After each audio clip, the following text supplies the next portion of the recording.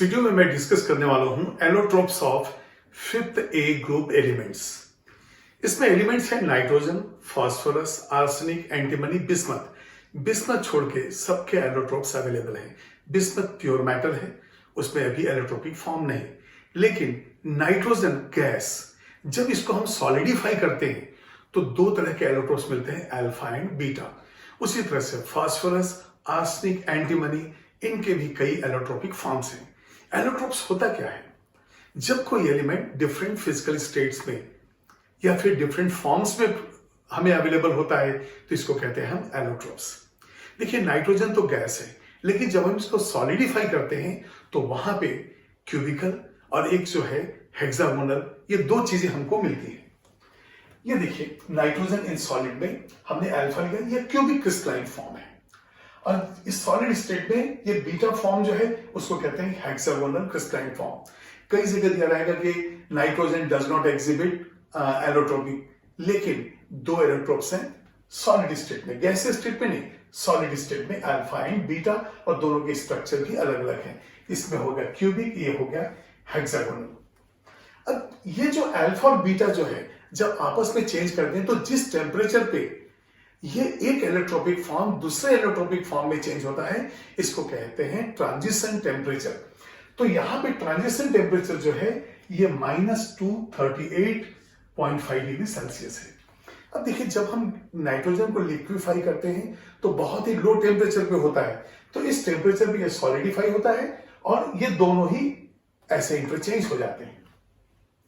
फिर देखिए, phosphorus white, yellow, red, scarlet, और फिर अल्फा ब्लैक, बीटा ब्लैक और इसका वायलेट, ये सारे एलोट्रोप्स हैं। अब इसमें देखिए, व्हाइट और येलो में फर्क क्या है? जब व्हाइट फास्फोरस लॉन्ग एक्सपोजर होता है एटमॉस्फेयर के अंदर तो इसका लेयर ऑक्सीडाइज हो जाता है, उसकी वजह से इसका कलर चेंज होता है। तो पूरा का पूरा फास्फोरस व्हाइट ही है, लेकिन लेयर जो है थोड़ा सा हल्का सा येलो ऑक्सीडेशन की वजह से हो जाता है। तो यहां पे देखिए, व्हाइट फास्फोरस से येलो फास्फोरस कहां पे होगा? ये जब एयर में एक्सपोज हो गया।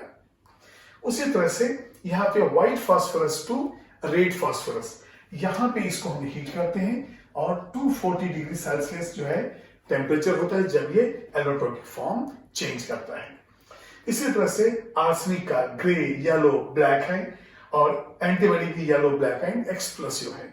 तो अब जो है हम देखेंगे कि फास्फोरस जो है उसके डायग्राम्स कैसे होंगे।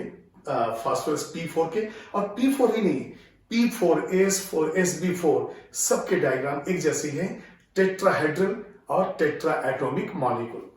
तो यहां पे देखिए आप,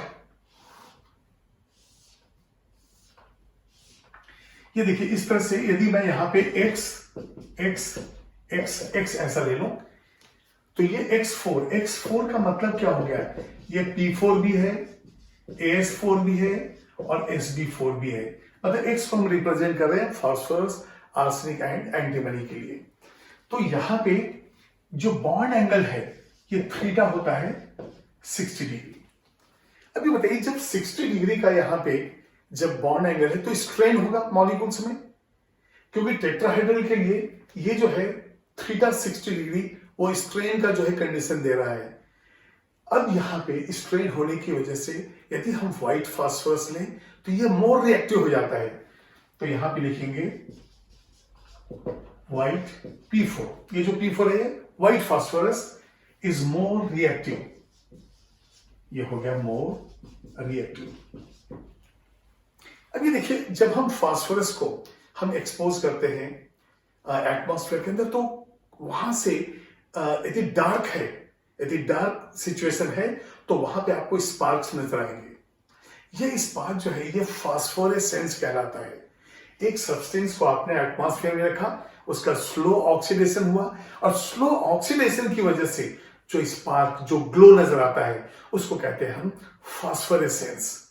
और यहां पे जो स्लो ऑक्सीडेशन हुआ उसमें कोई ऐसा नहीं कि हीट एनर्जी प्रोड्यूस हुआ, लेकिन जो एनर्जी प्रोड्यूस हुआ that is in the form of light, और वो जो है ग्लो होते हुए नजर आता है। तो आप इसको नोट कीजिए। जब व्हाइट फास्फोरस को एक्सपोज किया जाता है एटमॉस्फेयर के अंदर तो P4 से क्या बनेगा, इसका ऑक्साइड P2O3 बनेगा। और ये जो प्रोसेस होता है इतना स्लो होता है कि ये कोई कंबशन नहीं हुआ, ये इतना ज्यादा हीट प्रोड्यूस नहीं हुआ। यहाँ पे जो ऑक्सीडेशन में जो एनर्जी प्रोड्यूस हुआ that is in the form of light. तो इसकी वजह से इस प्रोसेस को कहते हैं फास्फोरेसेंस।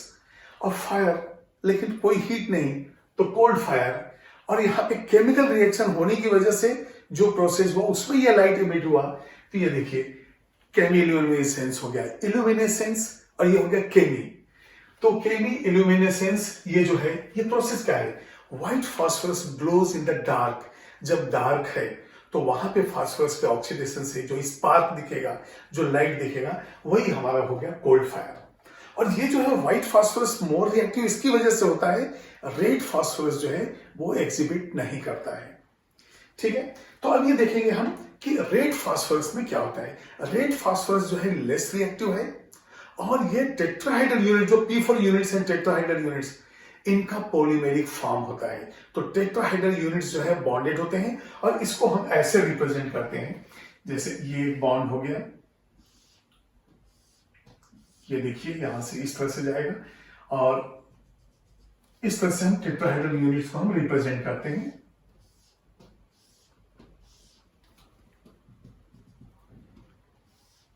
इस तरह से जो है ये पॉलीमेरिक यूनिट जो है, जो हमारे पास बना, इसको कहते हैं रेड फास्फोरस। तो ये है हमारा रेड फास्फोरस। ये सारे फास्फोरस यूनिट्स हैं इसके अंदर, 1 2 3 4, और ये टेट्राहाइड्रली अटैच हो गए। अब रिएक्टिविटी भी रेड फास्फोरस का कम होता है, क्योंकि ये तो पॉलीमेरिक फॉर्म में है। जब तक आप इनको ब्रेक नहीं करेंगे तब तक इंडिविजुअल मॉलिक्यूल होगा नहीं। और व्हाइट फास्फोरस जो है मोर रिएक्टिव हो गया, क्योंकि वो इंडिविजुअल मॉलिक्यूल है। अब देखिए, यदि कोई जैसे इंडस्ट्री के अंदर कंटिन्यूअस व्हाइट फास्फोरस के एक्सपोजर में है, व्हाइट फास्फोरस के कांटेक्ट में है, तो वहां जो डिजीज होता है उसका नाम है फॉसीजा। तो यहां पे पहले आप इसको नोट कीजिए, इसके बाद यहां पे ये होता है फॉसीजा डिजीज, यदि व्हाइट फास्फोरस के कंटिन्यूअस एक्सपोजर में है तो आप इसको भी नोट कीजिए। और रेड फास्फोरस का रिएक्टिविटी का कारण क्या है, पॉलीमेरिक स्ट्रक्चर। तो when a person is exposed to white phosphorus for a long time, अब फास्फोरस के इंडस्ट्री में जहां पे फास्फोरस यूज हो रहा है, ऐसे इंडस्ट्री में यदि कोई काम कर रहा है, और जो व्हाइट फास्फोरस के जो वेपर्स हैं ये काफी पॉइजनस हैं, तो कंटिन्यूअस एक्सपोजर की वजह से जो जरा बोन्स हैं वो जो है वीक हो जाते हैं, और इसको ही कहते हैं हम फॉसीजा। उसके बाद एक और एलोट्रोप जो है ब्लैक फास्फोरस। अब देखिए, व्हाइट हमने देख चुका, व्हाइट में क्या है, टेट्राहाइड्रल यूनिट इंडिविजुअल यूनिट है। और रेड फास्फोरस कैसा है, उसके अंदर टेट्राहाइड्रल यूनिट्स का पॉलीमेरिक फॉर्म है। और ये देखिए हेक्सागोनल पॉलीमेरिक फॉर्म है, ये है ब्लैक फास्फोरस। अब ब्लैक फास्फोरस भी दो तरह का है, अल्फा है और बीटा है। अब दोनों में डिफरेंस क्या है, यदि रेड फास्फोरस को सबसे पहले ये जो आपने एक सील्ड ट्यूब, बिल्कुल बंद है ये ट्यूब, और उसके अंदर 530 डिग्री सेल्सियस तक आपने हीट किया तो मिलेगा अल्फा ब्लैक फास्फोरस। और व्हाइट की जगह यदि आपने रेड फास्फोरस हाई प्रेशर पे 200 डिग्री सेल्सियस तक यदि आपने हीट किया तो वहां पे जो मिलेगा वो है बीटा ब्लैक। ये जो है 400 डिग्री सेल्सियस तक बर्न नहीं होता है। तो ये चीजें जो है कुछ और इसके बारे में जो पॉइंट है, जब हम फास्फोरस का डिस्कशन करेंगे वहां पे बताऊंगा। तो ये दो चीजें आपको नजर आ गई ब्लैक फास्फोरस के, वो भी दो अलग अलग वेराइटीज हैं। नेक्स्ट वीडियो में मैं डिस्कस करने वाला हूं क्वेश्चंस बेस्ड ऑन एलोट्रोप्स।